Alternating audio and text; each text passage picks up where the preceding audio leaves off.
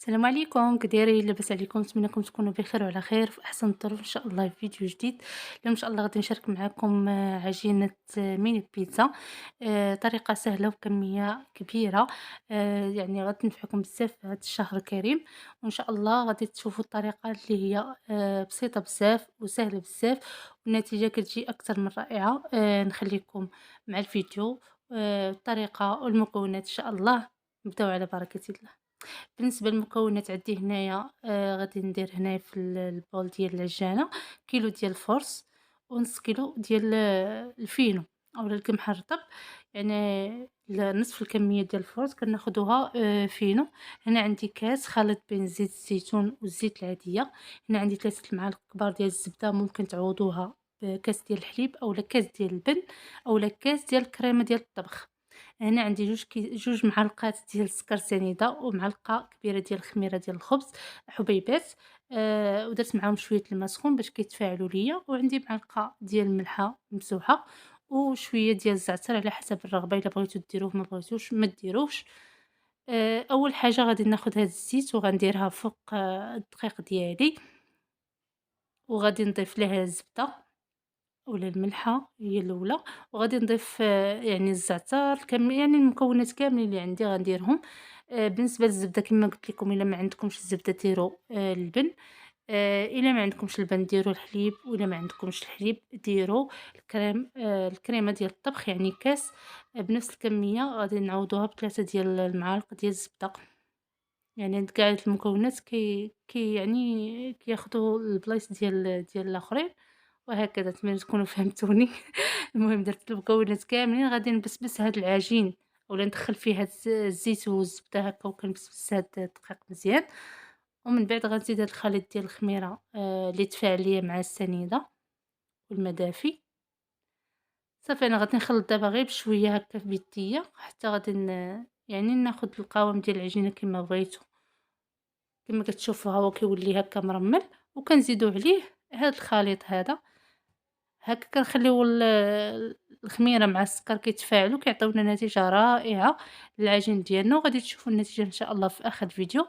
صافي غادي ندير الماء دافي، غادي نجمع بالماء دافي، غادي نخليو العجينة ماشي مرخوفة بزاف وماشي قاصحة بلا قياس، يعني بين وبين. غادي نوريكم القوام ديال العجينة إن شاء الله.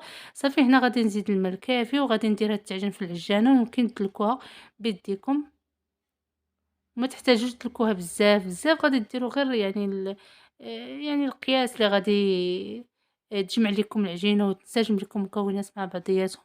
وغادي تغطيوها بشي بلاستيك وتخليوها يعني تدلك راسها براسها كما كنقولوا.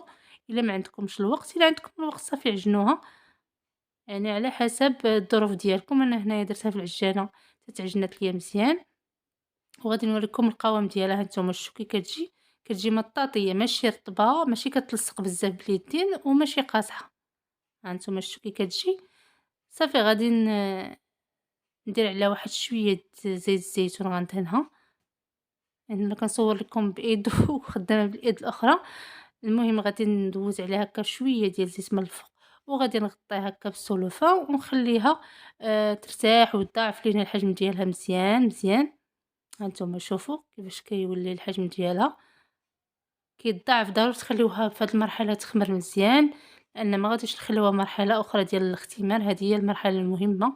صافي وغادي نفرّق هاد العجين هادي كما كتشوفوا راه الكمية كبيرة، وكتخرج ليكم يعني كمية ما شاء الله. غادي نديرها هكا نلولبها بحال الخبيزات، ونغطيهم شي شوية، يعني غير الوقت اللي غادي نقاد فيه اللاطة ديالي وندير الفران كيسخن مزيان. هنا غادي نخلي يعني العجينة ديالي هكا وندير الفران يسخن. وأنا كنوجد هاد المراحل هذا بما مسخ ليا الفران ضروري يكون سخون بلا قياس. ونشعلو ليه من الفوق ومن التحت، وغادي نسرح العجينة ديالي. هنايا كنورق أولا كنسرح العجينة ديالي بالفينو والفورس، يعني خليط بين الفورس والفينو.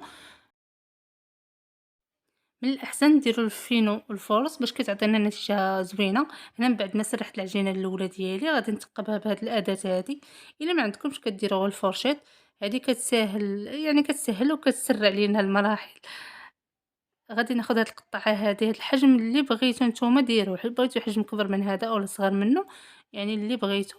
كنخليو العجينة ديالنا واحد شوية كتبقى هكا باش ما يتخسرش لينا الشكل ديال الدوائر ديال البيتزا ديالنا أولا ما يديفورماوش لينا. غادي نخليو العجينة واحد شوية ونحاولوا نديروا الدقيق مزيان من التحت باش ما يلصقوش لينا ملي نبغيو نهزوهم. صافي غادي نطبع العجينة ديالي كاملة بهاد الطريقة هادي، ما كنديش ونجيب القطّاعة، غير كنحطها وكنورّك عليها باش كتبقى ليا يعني دوائر البيتزا ديالي في الشكل ديالها. كما قلت لكم هاد الأمور مهمة، العجينة ما تكونش يعني تكون تمدّات وتقادّات وشدات الشكل ديالها باش ما يديفورماوش لينا، وفي نفس الوقت القطّاعة ما نحركوهاش هكا وهكا باش ما يتخسرش لينا الشكل ديالها. هانتوما بهاد القياس هذا. صافي غنديرها في اللاطة ديالي كما كتشوفوا اللي رشيتها شوية بالدقيق، يعني خليط باش نسرّح العجينة واحد شي شوية، وكنحط الدوائر ديال البيتزا ديالي وكنخشيهم في الفران اللي قلت لكم سخون، وكنشعلو من الفوق ومن التحت غير واحد يعني غير كيتشمعوا، غير كيتشموا ريحة العافية وكنخرجوهم، يعني ما كنخليهمش يتحمروا. ها انتم كما كتشوفوا غير كيتشمعوا وكنخرجوهم، راه كيجيو زوينين ورطيبين، وملي كنبغيو نعمروهم راه التعمار ديالهم كيكون اسهل. يعني غير كندخلوهم يذوب لينا الفرماج يعني يزيدوا واحد شوية في الطياب صافي كيكونوا واجدين. هانتوما شوفوا الشكل ديالهم راه ما تياخذوش نهائيًا الوقت في الطياب، وحتى في التحضير راه كتشوفوا معايا المكونات راه هما بساطين، ويعني والكمية راه ما شاء الله كتخرج. هانتوما هادي غير الكمية يعني اللي شاركت معاكم، راه مازال عندي واحد اللاطة في الفران. هانتوما باش ما نطولش عليكم الفيديو أنايا حاولت نصور لكم هاد الشي اللي وجدت في الأول.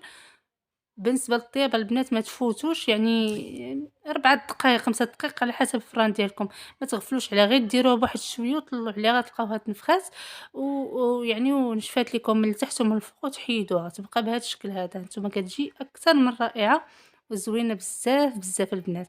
غير جربوا هاد الوصفة وردوا عليا في التعاليق إن شاء الله. هذا الشكل النهائي ديالها، أنا خرجت ليا كمية أكبر، يعني هنايا عمرت منها شي وحيدات على حساب الفطور. صافي كديروا الحشوة اللي بغيتو، أنا درت الحشوة المعتادة عند أغلب المغاربة اللي هي ديال الطون. درت الصوص ديال المطيشة، ودرت الفلافل هكا مقطعين رقاق، ودرت البصلة هكا حتى هي رقيقة في قطع رقيقة، ودرت الطون وفوق منه الموتزاريلا والفرماج الأحمر، وهكا زينت بواحد الزيتونة كحلة. هانتوما شوفوا كيجيو رطيبين وزوينين البنات، ما ياخدوش نهائيًا الوقت في الطياب، غير تعمروهم كيما قلت لكم، كتدخلوهم كيبان لكم الفرماج هكا داب، وهما شي شوية هكا زادوا في الطياب واحد شوية وكتخرجوهم. ما تخليوهمش هكا يطولوا لكم في الفران، حيت البيتزا كيما بغات تكون سواء الكبيرة أولا هادي، راه إلا طولت لينا في الفران البنات راه كتقصح، يعني غير كيضربها الصهد وكنخرجوها راه كتجي رطيبة وغزالة. نتمنى يعجبكم الفيديو. بسلامة عليكم، حتى الفيديو جاي إن شاء الله. السلام عليكم.